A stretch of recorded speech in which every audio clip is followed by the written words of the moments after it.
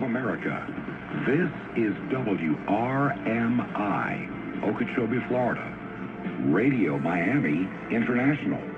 You can find out more about WRMI at our website, WRMI.net. That's WRMI.net. Visit our website and share your QSL reports. This is WRMI, Okeechobee, Florida. Radio Slovakia International. Today. For the 9th of April, this is Kamila Galiush.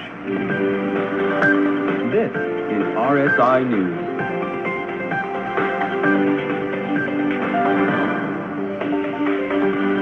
Slovak President welcomes Indian head of state to Bratislava. Pellegrini met with UN General Assembly presidents on Tuesday. TANAP urges visitors from foot and mouth affected areas to reconsider visits amid risk to wildlife.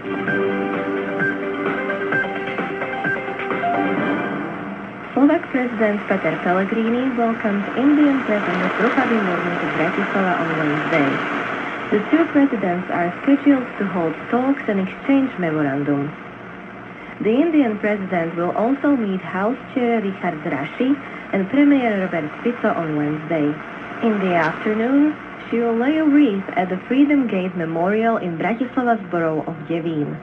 On Thursday, April the 10th, the presidents will jointly open the Slovak Indian Business Forum. At the same time, Murmu will be awarded the honorary academic title of Doctor Honoris Causa by the Constantine the Philosopher University in Nitra.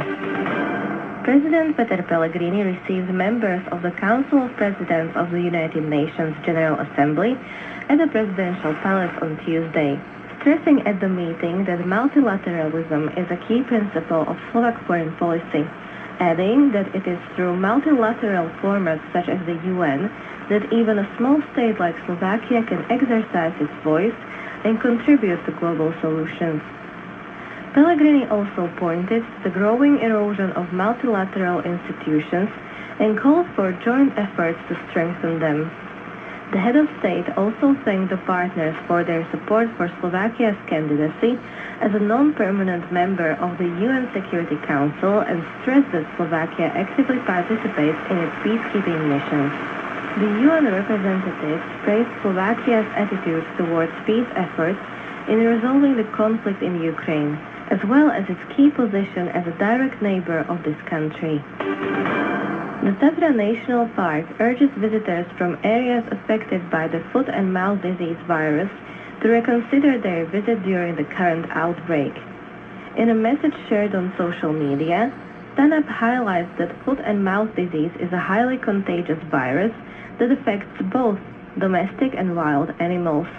Domestic pets, such as dogs, can act as carriers and may unknowingly spread the virus into the wild. For this reason, TANAP especially appeals to visitors from affected areas who are accompanied by dogs to reconsider their visit and strictly follow all hygiene measures. Greenpeace Slovakia and Greenpeace Poland have launched a public appeal against the planned culling of 350 bears approved by the Slovak government. The collection of signatures for an open letter addressed to Prime Minister Robert Fico and the European Commissioner for the Environment aims to halt the plan. The organization states that the move could have a negative impact on the entire Carpathian region and may also contravene European legislation.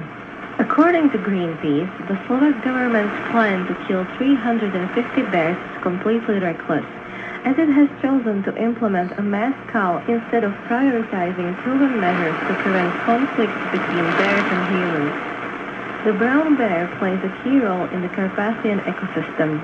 It is also strictly protected under the EU Habitats Directive, which prohibits the deliberate killing of individuals in the wild, with exceptions allowed only under very strict conditions. The city of Prešov has provided the first 2 apartments under the Housing First program, which was launched in the city in 2024. This is an innovative approach to ending homelessness based on the principle that housing is the first step in providing effective support.